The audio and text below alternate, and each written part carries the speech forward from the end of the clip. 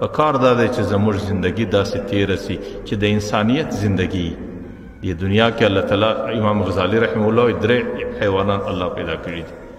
یو حیوان هغه دی چې په هغې کې د انسان ډېره نفع لکه غوا ده لکه بزه ده. یو حیوان هغه چې هغې انسان ډېر ضرر لکه مار دی لکه لړم دی. او یو حیوان هغه دی چې سړي ته نه نفع رسي نه ضرر رسي، هغه په دې غرو په دشتو کې اوسېږي.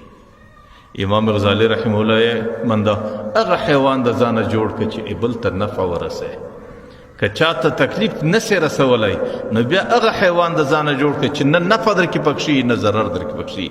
د خدای په خاطر هغه حیوان د ځانه مه جوړوه لکه لړم لکه مار چې دلته یو سړی پنیش ولی، دلته یو سړی دردولی، دلته یو سړی ته تکلیف ورسولی او دلته یو سړی زیر کړی.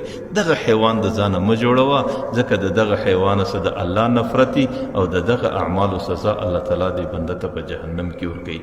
نو زموږ زندگی دی الله تعالی د مسلمانو سره د تکلیف رسولو څخه خلاص کړي چې پیغمبر علیه الصلاۃ والسلام څومره بهترین معاشرت زموږ په دین کې د انسانیت ته پیش کړی دی. الله تعالی دې د پیغمبر پر حسن معاشرت موږ ته زندگی را په نصیب. الله دې دا څو خبرې قبول